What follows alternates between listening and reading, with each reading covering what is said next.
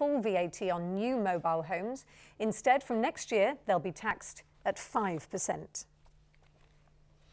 The Bristol Old Vic is hosting a bit of a party tonight, and there's a lot to celebrate. After 18 months of a huge redevelopment programme, the theatre will finally announce when it'll reopen. Well, our reporter Ali Vowles is joining in the celebrations, as ever. Ali, have you found out when the reopening is? I certainly have. I don't want to make you jealous, but the party really is in full swing here tonight. Yes, after 18 months of the theatre being shut tonight, they've announced that the theatre will have its first production on the 4th of September. The first play is going to be called Wild Oats. It's an 18th century comedy, and the lovely thing is it was first performed here in the 18th century, and it'll be the first play that is on stage when the theatre reopens on the 4th. Now, I've been lucky enough to have a little look behind the scenes today to see how the building work is going on. And be warned, I don't want to upset you, but this grand old lady is not looking quite so pretty as she normally does, just at the moment. This is the auditorium looking, shall we say, slightly worse for wear at the moment. For the past 18 months, the main theatre's been prodded, poked, drilled and hit into shape to make her fit for the 21st century. And although the work is still underway, there's definitely a feeling that the end is now in sight. New air conditioning, new seats, new stage, everything is having an overhaul.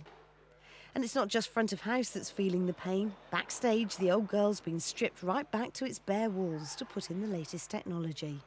And this space is loved and respected the world over. There are people in all four corners of the globe that will say that this is their favourite theatre. So this is a once-in-a-generation time to really protect part of our theatrical heritage, but make it an absolutely modern home for artists and audiences. And hopefully what we're doing now will really protect this space for many, many years to come. It's a far cry from the crisis meetings of 2007 and 8, when there were fears that the struggling Old Vic would be shut for good. Support flooded in from all quarters, locals, politicians of all parties, and the actors who've graced the Bristol boards. And the protests worked. Today, those plans are really taking shape as phase 1 of the £19 million restoration comes to an end. Whilst it's been shut, the theatre took to the streets, in some cases, as in Treasure Island, on their own doorstep. 23,000 people came to see it, a record crowd for the Old Vic, and interestingly, a whole new audience. The audience out there is massive, so it's been great for us, actually, to be closed here for a little bit while we're making it beautiful, because it's enabled us to contact a whole new audience, who then can come back in and see how fantastic it is in the autumn.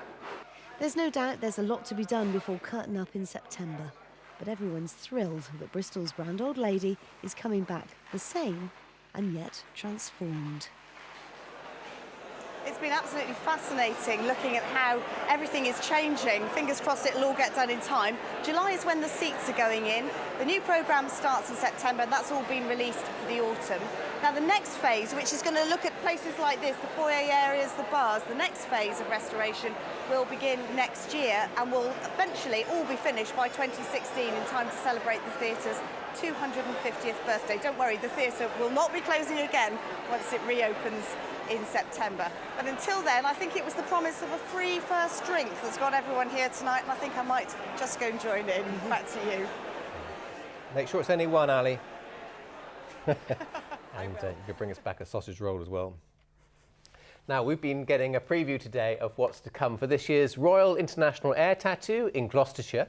The event is happening a little earlier than normal and has a very topical theme, the Diamond Jubilee.